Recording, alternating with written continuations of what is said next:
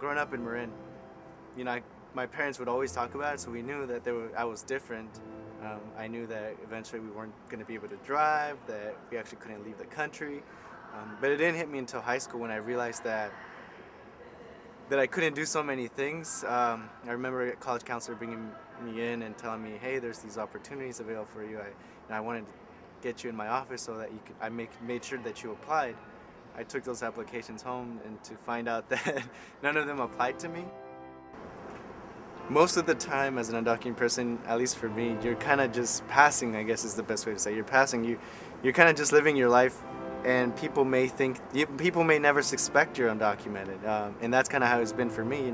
I've done internships, I've worked in places, and people never thought, and I never told anyone. One of the biggest struggle that I had to myself was because back then, like, I told my friend about being undocumented, but when I told my parents that I told my friend, they were just like really upset about it. Like, why did you tell your friend? Like, my whole family was just telling me, like, you shouldn't do that, just don't tell them anything. I guess it's like within myself, like, I try to hide it as much as possible. And when you hide something so much, like, it eats you inside, and it's just really like a horrible feeling. And I've done that for so long that I guess for me, like, being the fear of people finding out about my undocumented status was like the worst, my biggest struggle as an undocumented person. For some reason, I got caught up on realizing that, hey, this is my life, and while I may not have any control over it, this is what's been given to me. And I don't know, I just had a really difficult time accepting that. And with that, I don't know, it was just a really sort of depressing time. Just trying to get out of that sort of weird mental state. I don't really know how to explain it, but it's something that sometimes does take hold of me. When you least expect it, I think the best way to describe it is like a roller coaster. There's these moments where you feel super great, things are awesome, but then there's some moments when you just realize, like, man, this is going to be extremely difficult to just get through. Coming here to the United States at the age of 3, and basically growing up in the United States, I didn't know that there was this thing called being a U.S. citizen. A lot of times, even in high school, many of my friends, they said that they were really proud of me, that was a huge, like, role model to them because of all the hardships that I've been through. I still managed to get into Berkeley.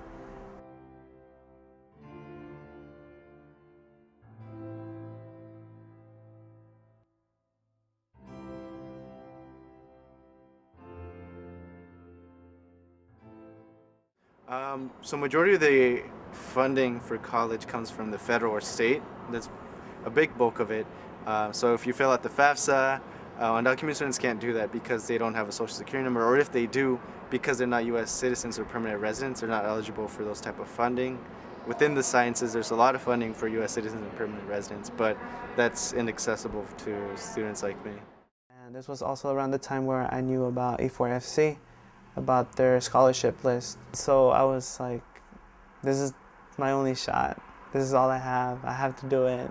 Even if it takes, like, for me not to sleep, I have to do it because it's my only hope to pay for tuition. Through the process of one of them, it was a scholarship for the Mechanics Bank. Actually, I have it right here.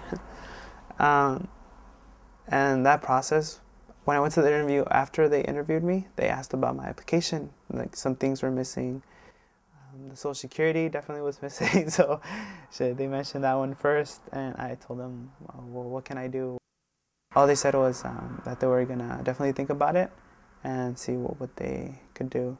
On Monday was when I received the letter that I had gotten the scholarship, and I was the first recipient to be undocumented and to receive a scholarship from them. My family is, like, back then we're all undocumented, so it was hard to finding a good job, and I couldn't find a job too. I'm able to afford my education because of my sister. She got married, so she's a citizen now, and she also graduated from college, and she got a job, and when she got a job, she offered to pay for my college. Yeah, so I guess I really got interested in biology just kind of just being out in the gardens and just getting really sucked into what's in the dirt. I mean, that's really where that curiosity sparked. But I think another facet of that is just as an undocumented person, I think being able to continue my education and get as far as I can is another important thing, because quite honestly, there's not a lot of diversity in graduate school or in higher levels of education. So I just want to continue to contribute to that movement where we're trying to diversify the workforce and promote diversity within the U.S. My brother got inflicted with bone cancer, and then around that time I didn't really know what was going on because I was like 10 years old, and I think some doctors would try to explain it to me, but I was kind of just limited in my knowledge. I want to find out more as to why, and pretty much the topic of like cancer like really fascinates me, and I just want to research more about it.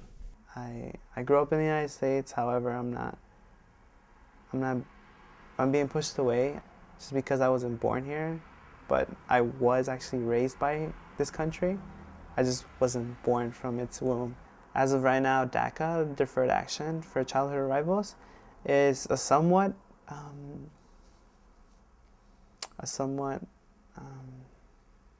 you know, good. It's in the good steps. However, there are some flaws, like you're still not eligible for FAFSA. You're still not on the path to citizenship, so you can work, but in my situation, like I want to apply to these programs that will expose me to this field of neurosurgery, but these programs require that the students need to be U.S. citizens, so just because of that, I'm like, what's the point of this if it's not helping me at all? And it really puts you in a really awkward situation. I mean, you grow up feeling American, yet it's moments like that where you just, you know, just get thrown back. That's the best way to describe it. I mean, you realize I'm just a 17-year-old kid, and then I realize there's this whole group of people who just really don't want you here. There's people that kind of want to just take me and throw me back to a place that I'd actually never been to. So having the ability to go to a space where you can just be your actual self, and people, there's no kind of background, people already know what you're going through and just instantly connect. I think that's just a really helpful thing to have, and just allows a lot of healing to happen. So the Dream House is basically a home for undocumented students that allows them to really be connected with the university, because you don't want to feel like an outcast in this whole like huge like 30,000 students here, and like really small percentage of undocumented students here. So definitely getting to know each other is helping each other out, just by letting each other know how they came to Berkeley and how they are doing in terms of financial aid, emotionally, because it affects it in every way. If I would become a citizen, that's a good question. I feel like you kind of just jumped on me. I guess dance a little bit for a bit, sing, scream, shout. So education, I didn't realize it, but education was a big passion I had, and by what I mean by that is sort of advocating for educational equity. I think as I move forth with my career as a scientist, I think I'm also really want to continue to be involved with educational policy. So at college I was involved with, undocumented students going into college, and I think as I move forward, I think I can build more sort of leverage and just be able to talk to certain people, or people who have access to resources, and continue to open doors for more undocumented students.